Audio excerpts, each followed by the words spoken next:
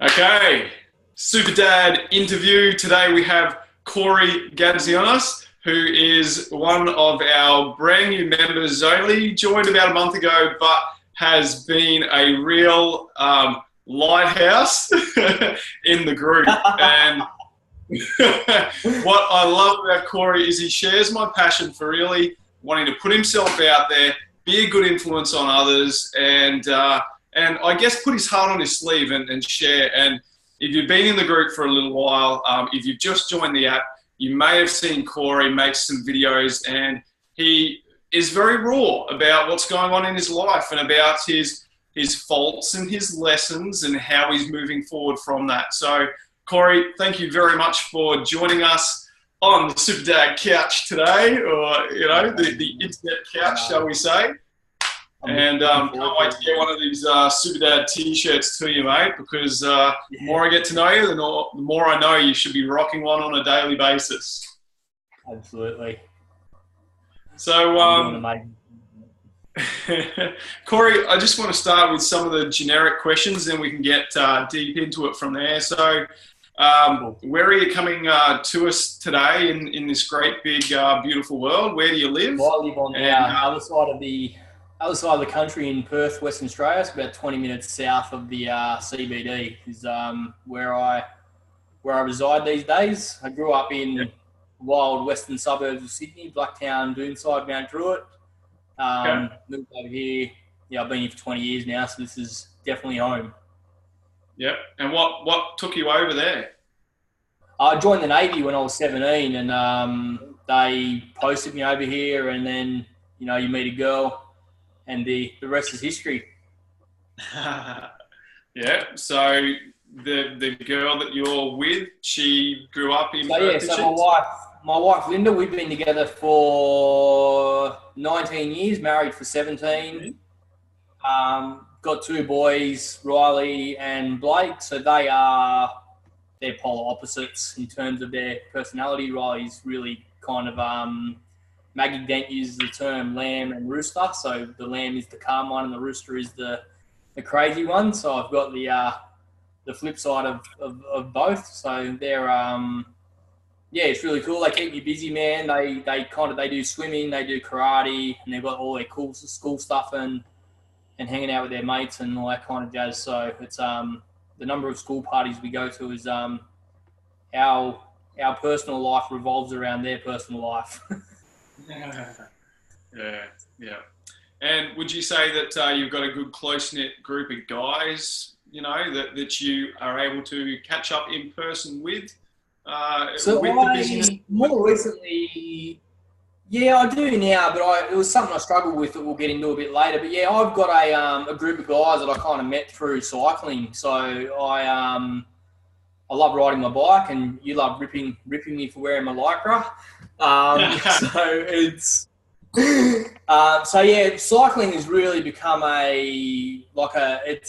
it's become a men's group. I've got mates who will just text me and say, hey, let's go for a ride, and we'll just go for a cruisy ride. We've got some bushland nearby, and we'll just go roll down there. There might be 3 or 4 of us, and then we'll go back and have coffee, and we're kind of doing what we do on the SuperDad forum, basically. We're kind of chatting about what's going on within our world and what's happening in our space, really. So I've got a really, not a big crew, but I've got a small crew of guys that I rely on for catching up and connecting with. So yeah, very good. And then you've also got some outreach that you do into the community as well. Can you tell us about that? Yeah, so I do a few things with outreach. So I run a bike program called Project Recycle, where I take bikes into schools and we work with kids who are disengaged. So disengaged, I don't know, that term, gets misconstrued sometimes. I think disengaged and naughty go hand in hand. But a lot of the times the ethos that we give to the school is we want kids that have been bullied. We want kids that are disconnected. We want kids that are the bullies. We want kids that aren't showing up, or kids that just aren't performing well in class. So we get a really diverse range of kids that we kind of get to deal with. I kind of engage between 3 and 6 months with the kids, and you really get to kind of know and connect and and you can see the change in the kids. So there's one in my first program ever. Actually, there was a girl who was in my program, and she couldn't get an Allen key undone. She picked the bike up and slammed it into the ground, and just really angry person. And I sat down and said, like, that's not okay. Like, what's wrong?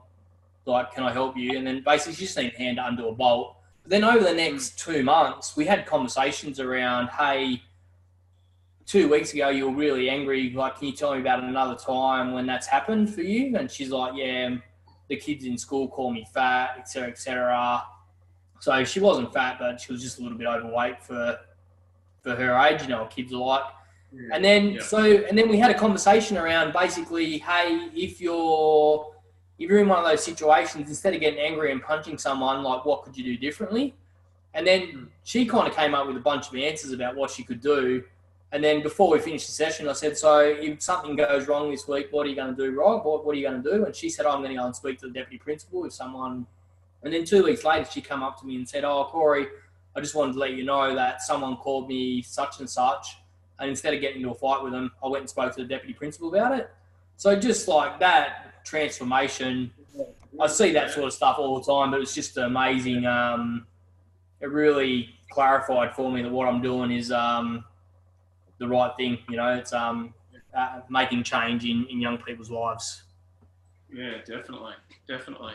Yeah, it's actually funny how I ended up becoming a personal trainer. I went along to become a life coach for kids, and it turned out that the company that I went to inquire about that, when I told them what I wanted to do, they said, look, sounds like you'd be perfect to go into personal training, and then you can work with kids in that sort of physical... Yeah. So my daughter's just unlocked my door and come to join us. This is Sophie. Hello. So I'm actually doing now. So I'd like you to maybe go and shut the door. We'll give you about 20 minutes. I'm trying to find my room. Okay, well, they're definitely not in here. Okay. So yeah, look, that's one of the reasons why I ended up in personal training, and then I think I've become more of a counsellor to my clients than a personal trainer all the time anyway. It's allowed me to do both. What? Yes, darling. Ruby's hungry. Okay, I'll talk to you in 20 minutes. Maybe you can talk to Mum about feeding her. Mum's on the top. Okay, well, I'm in an interview now, so I'm going to have to talk to you soon. Okay, shut the door, please.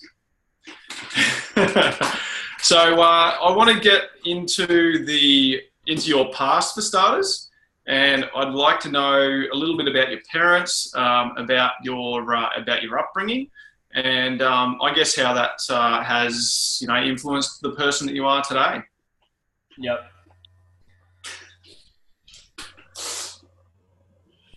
Come on. So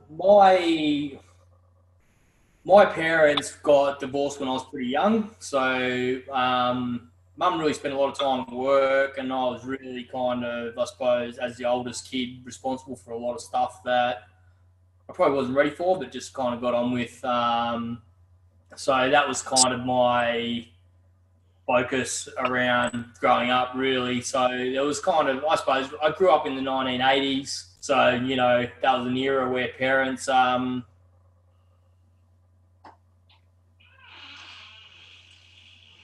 keep going, mate. The 1980s, it was different. Shut the door, please. It was a different... We're back. Different era to the climate that we live in now. It was okay to smack kids and that sort of stuff. So I suppose there's a little bit of violence around what I grew up with, and in a lot of respects, up until a few years ago, I carried a lot of those traits with me unknowingly. It was kind of just you're programmed by what you're brought up with. So I was kind of programmed to just react to things, and I was kind of angry and violent and just really kind of hostile. So sure. I've never hit my kids, but I've certainly raised my voice and been angry and whatnot. But I've had I suppose I'm totally opposite to my parents now. One of the things that I decided before I even got married was that once I got married, it was for life. That it wasn't a part-time gig for me, and that it was something that I was going to commit to, and I was going to be in forever. And my wife she had parents who stayed together that had been married, and she was very much the same philosophy that when you get married, it's something you do for life. But my parenting style, I've always been the dad that's been super fun and super engaged and just always had a short fuse. So I'd explode and recover really quickly. But it's kind of, it all happens in a storm in a teacup. That's kind of been the dynamic of who I was in the past. A few years ago, I had an accident at work where basically one of my employees who had been an employee for 10 years passed away in my arms, and that gave me an opportunity to reassess my life and really consider how I want to live my life and how I want to move through the world as a human being. So that's kind of changed that's really changed how I move through the world now. So I really don't, I'm not perfect at responding to things. I still react occasionally, but it's certainly I've got a coach that I still see now, and we were talking about patience. We did a lot of work on patience in our last session, and it's something that I'm short on, but I kind of came to the realization that even though my reactions are milder and not as angry and explosive as what they were in the past, I was still reacting to situations. So it was kind of a bit of a it was a bit of like a moment of clarity around, hey, I'm actually still reacting in the same way, just the volatility of the reaction is not as severe as what it used to be. So I've been doing a lot of work around focusing on improving how I respond in those,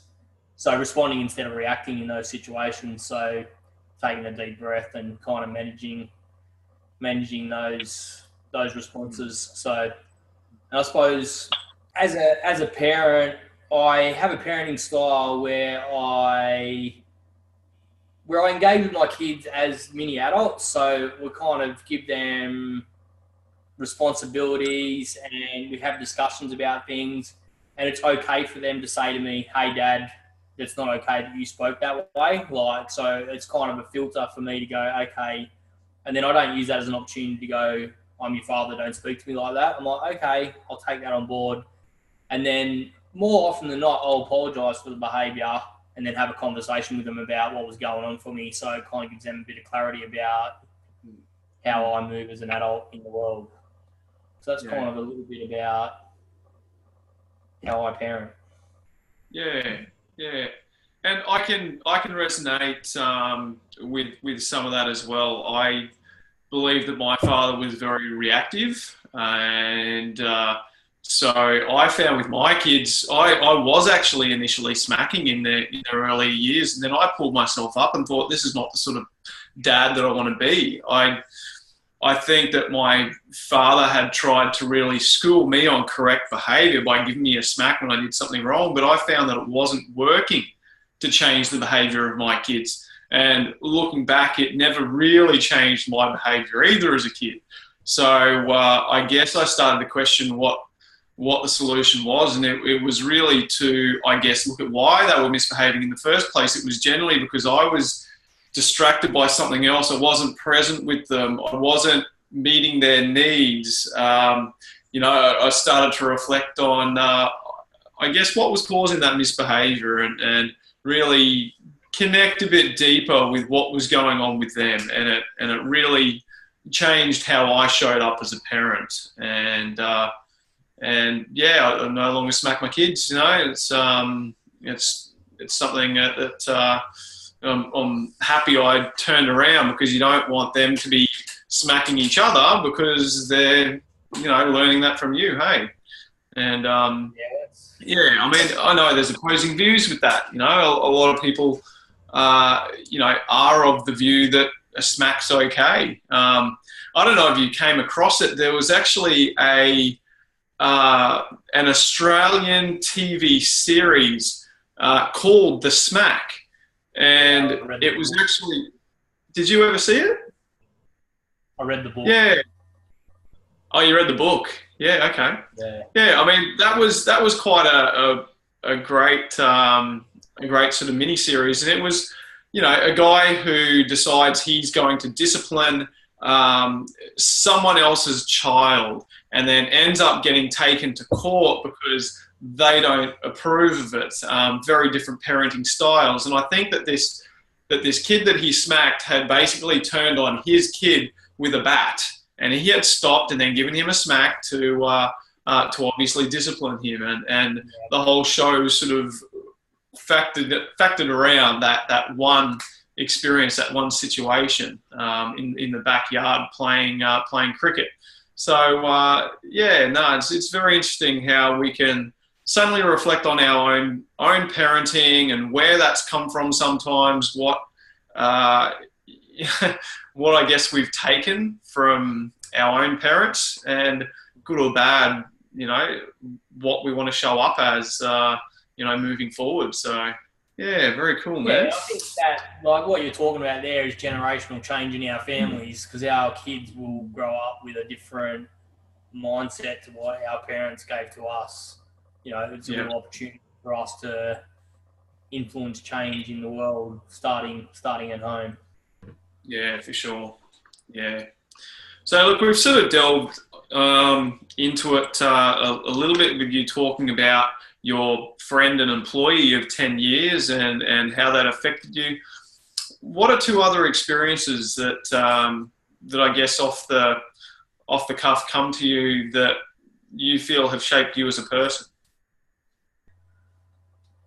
I don't know. That has just been my wife. Really, meeting my wife and marrying her really changed how I handled money in the world. So I was I spent money that I didn't have, and was not good with my finances. So I was in a ton of debt when I met my wife, and she just helped me put a plan in place to clear the debt. So, and then we bought a house within 18 months of us being together. So I'd gone from being in bad debt to paying that off to saving enough money to buy a house.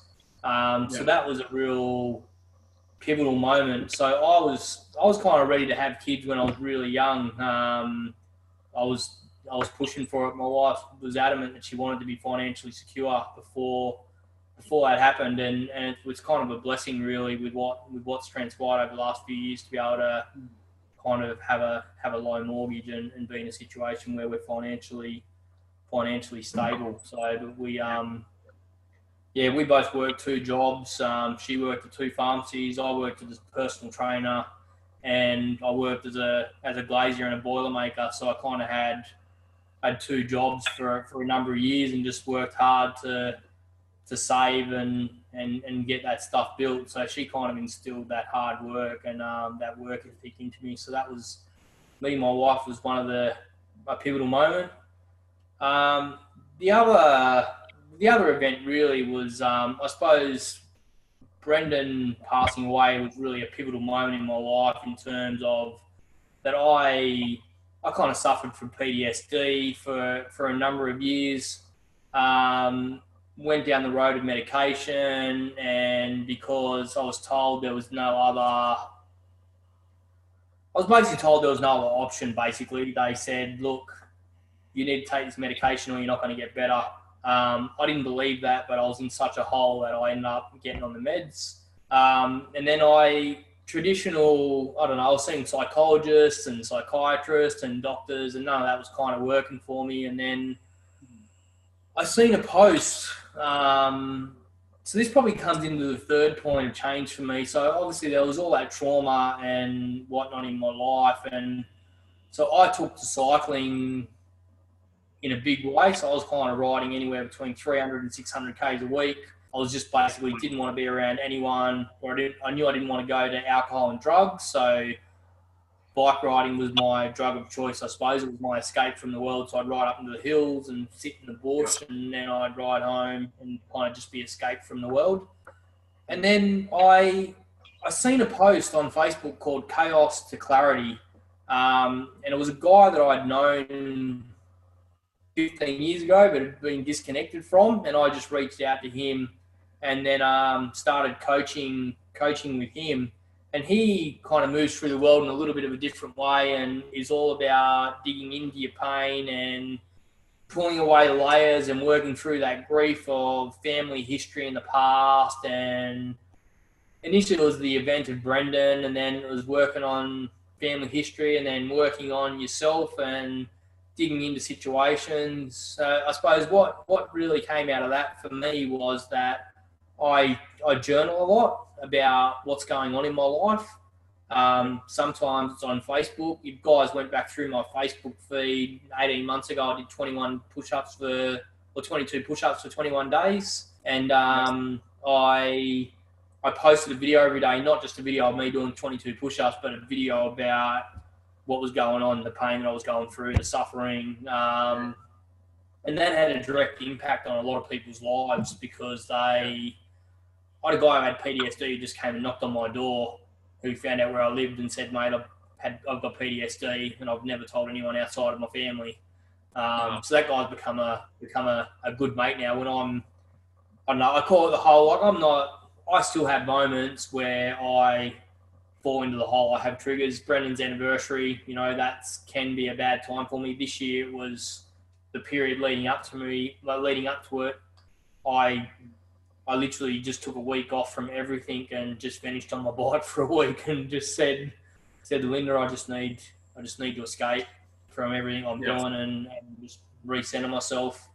I've got my Steph, who's my coach, and then Rob, who he understands it, man. So they're having that opportunity to have someone who really understands what I've been through, and he's been through it. So we kind of, when we find ourselves falling into the hole, we go there and we get someone. So I think the analogy that a psychiatrist gave to me was, this is about the meds, but there's a number of different options. He's talking about the military as the example and the soldiers in the hole. So the psychiatrist is the equivalent of one of your mates who comes past and says, hey, I can help you out of the hole.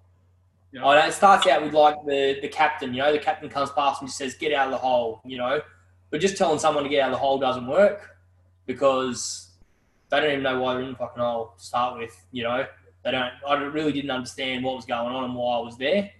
And then the second person is like your psychiatrist, so that might be the lieutenant who comes past and says, hop out of the hole, and sits with you for an hour or stands at the top of the hole and talks to you for an hour. So that's your psychologist, they come and they connect with you for an hour, and you might feel good for a day or 3 days, or you might feel good for 15 minutes, or you might go out of there worse than what you went in sometimes. And then they sold me on the meds as being the shovel, like a mate's going to jump in the hole, like one of your peers is going to jump in the hole with you with a shovel and dig you out. For me, I turned my journal and meditation and exercise into my shovel. I basically created a series of tools that I could get off the meds and move forward. So I don't want people get upset when you talk about this stuff, but I don't want to misconstrue depression and PTSD. Like they're two different things, because PTSD is an event. There's a causal factor that determines that you've got PTSD. So if you deal with the causal factor, the depression essentially can be dealt with, whereas depression is an imbalance in your mind. And I'm not saying people with PTSD don't have an imbalance in their mind. I definitely did, but I was able to implement tools through coaching and mentoring and exercise and journaling to be able to really move into a much better space within my world. For me, medication just didn't, I don't know, man. I felt, I'm like you, man. I like to operate at 100%, and I felt like I was operating at 60. Yeah. Okay. And now I'm kind of like, okay, I don't have to work at 100%. I can work at 80, and that's okay. I'm happy with that. I'm content with that, which is healthy. Okay, very good, man. It's a good story, and I like that you're talking about those different tools. What does your meditation practice look like for you? So meditation can be different. I listened to a podcast with Tim Ferriss and a lady who meditated, and she talked about the importance that meditation only really works if you do it every day. I don't have the habit of doing it every day. So meditation for me may look like putting on some music and sitting down and focusing on breath. Sometimes it'll be a guided meditation depending on what I'm going through. So you don't need to buy an app. And there's thousands and thousands of free meditation on YouTube. So I'll just type in, if I'm going through a particular pain point or I want to feel good about myself, or I want to express gratitude, I'll just type in 15-minute gratitude. And then when I find one I like, I'll stick with that for a week or a month or whatever. My boys meditate every day as well. They So I have it's called if you just Google the balloon meditation, it basically guides the kids through. It just talks about their day and releasing. Listen to it going to bed. Same one. The balloon one. Yep. Oh, how funny is that? I So my kids have that every night going to bed. So my kids were having nightmares and getting up and just not having good sleep. So I thought, I've got nothing to lose. I'm just going to try this meditation. Yep. And I dig into a bit of the binary kind of meditation stuff with binary beats, and there's some really cool stuff in that. So I'm not consistent with it, but that's kind of the type of meditation that I do. I'm not big on the silent sitting for 15 minutes, but it is something. I have this fantastic. I would love to go and do one of these 7-day silent meditations for the experience to see if I could actually do it. But I'm very similar. Tim Ferriss is on a 10-day one at the moment. Is he? Yeah, 10 days. I can't wait for him to come back and kind of talk about what the experience was like. Yeah. I love there's to talk, man. My little brother actually went to one, and would you believe he only lasted 2 days because he had been on cruise ships, done quite a bit of drugs while he was on there. I think he might have had mushrooms or something like that. Anyway, 2 days of silent meditation, all this stuff started coming up for him. He couldn't fucking handle it. So, yeah. And I think he's actually tried to go on another one since then as well. But, yeah, you know what it's like. They say it's like going on sugar. That the first 3 days are the hardest. If you can get through the first 3 days, then you're right. Yeah, for sure. But look, my meditation practice is very similar because I have such a busy mind. I really enjoy being guided into a meditation. I love seeing what's out there in our great big world, and YouTubing something and having a listen and getting inspired by all the different stuff that's out there as well. We're very similar actually. Outside of that, I kind of read a bit on Stoicism, and there's a book by Yonggi Mingyur, I think his name is, The Joy of Living. He's a Buddhist monk who's in Perth actually. But just reading about his philosophies around life and Buddhist teachings and stuff like that is really I find that a good way to kind of connect with that. Have you clicked on that Tao Te Ching link I sent you yet? Yeah, I've been listening to bits and pieces while I've been doing. I haven't had a big chunk of time to listen to it, but I've got a big ride tomorrow morning out to. I'm doing a course over the weekend, so I'm gonna I'm gonna shove some headphones in while I'm riding and listen to that. Yeah, I drove to the coast at 4:30 the other morning to go for an early morning surf, and had that on, and I was like, whoa, this is deep shit. Here we are. Yeah. But I guess, a couple of other things I just wanted to sort of delve into. We've talked about some of those pivotal moments. What's next for you? What's what are your material goals and goals for your family moving forward? Are you going to stay over that side of the country? Do you want to move somewhere else? Do you want to travel overseas somewhere as a family? What's next for you? So our the next immediate thing that we've planned is to go to the Gold Coast. We're staying at SeaWorld for 10 days. Okay. And then the next family trip beyond that would be a snow trip, probably to New Zealand or something like that. But that's probably going to be a few years down the track. So that's kind of in the immediate future. For myself, I've got aspirations of doing base camp at Everest. So that's kind of one of my dreams for myself. I love riding, so I went to the Tour de France a few years ago, and that was just, that was actually the start of a bit of a change in my life. Just, you got a lot of time to think about things. You kind of got no TV, you got time to sit and think. So I kind of enjoy holidays where you can kind of just chill, man. So, obviously Everest is not quite that, but, I think there'd be lots of time for reflection on your mind and where you're at in your life and that sort of stuff. So that's kind of the holidays that I like to take for myself. In terms of moving, we're pretty steady, man. Like I love WA. Like we've got a great spot where we live, so we've got no intentions of selling our house or upgrading, and we've got enough space for kind of what we want, and don't really. Almost mortgage free, so that's kind of once that's gone, that'll be nice. So yeah, that's kind of my aspirations, is to really get rid of that mortgage, and then that'll free up some opportunity to be able to go and do some travel and stuff. So my boys, like my oldest boy's quite intelligent, so he's got aspirations of going to a top university somewhere else in the world. So, but I kind of say to him, mate, you're 9 years old, buddy. I don't know what university is going to look like in 9 years' time. The world's evolving at such a rapid rate at the moment. So I kind of I like to do a bit of futurist stuff. I have coding programs on my kids' computers, and I buy coding gadgets. And my next thing is to buy a computer, like a kid's computer that they can build.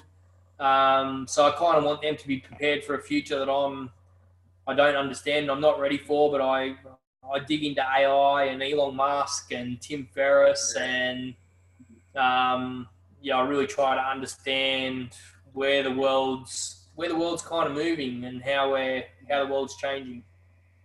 Yeah, absolutely. Yeah, I've enjoyed diving into the world of apps, and there's platform revolution, it was called, and it was basically looking at Uber and Airbnb and all these different online platforms that have taken our world over, and how they've revolutionized those industries. So yeah, that was certainly an eye-opener, and I think it's only going to get the world's only going to get smaller, isn't it? With technology as it continues to improve.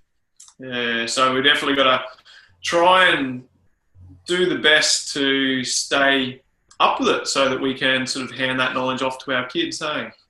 Well, I think the opportunity is that we can do, like, you can go on Airbnb and you can book an adventure, you can go to Peru and stay in a village. You can, 10 years ago, there's just no possible way you could have even had a process to do things like that. So we've really, the rate the world is evolving at the moment is, much faster than when Henry Ford developed the motor vehicle. That was the last time the world really had that much of a significant change. Yeah. So, Corey, final question today. How will you know you have succeeded as a super dad? Oh, mate, if my kids are happy and they've got a roof over their head, then I'm achieving the goal, mate. Pretty much. Yeah. And if they know coding. If they don't what? If they know coding. Yeah. Oh, for me, what kids do he's not important, man. For me, being a good dad is exposing your kids to a number of different experiences, you know, karate, coding, swimming, like exposing them to different opportunities, you know, like my youngest kid, like I wish I was in Queensland so I could come and do Ninja Academy, like your Ninja Academy with him, man. Like he loves doing that. We've got a Ninja Academy here, but you've got to be 16-year-old to go there, you know, like he, you know, there's a rock climbing centre opening up 5 minutes from here, so I'm looking forward to being able to take the boys there and just expose them to different opportunities, pushing them beyond what they think they're capable of. Yep. I think that's what being a super dad is. Yeah, too right. Yeah, definitely. Well, Corey, thank you very much. I think that was an awesome interview. I hope the dads get a lot out of that. And I certainly enjoyed getting to know you better. So thank you for joining us today. And I look forward to seeing you more and more in the app and continuing to share such an awesome message of, you know, vulnerability and strength and